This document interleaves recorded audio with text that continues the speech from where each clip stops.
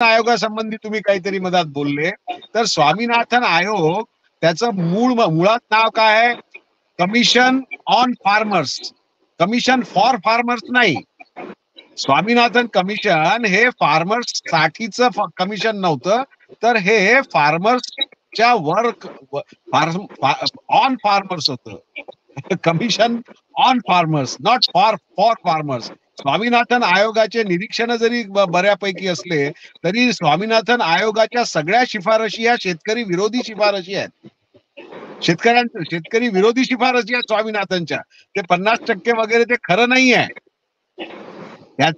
त्याचं इंग्रजीतलं मूळ वाक्य काय आहे? MSP should be at least 50% more than the weighted average cost of production. याचा अर्थ काय होतो?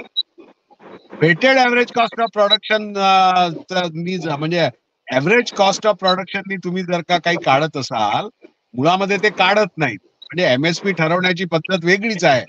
एमएसपी म्हटलं की ते कोणत्याही व्यवसायाला लागू होत नाही आणि व्यवसायाला जर व्यवसाय ठेवायचा नसेल तर मग हमीभाव फिमीभाव अशा सगळ्या मृगजळाच्या गोष्टी आहेत.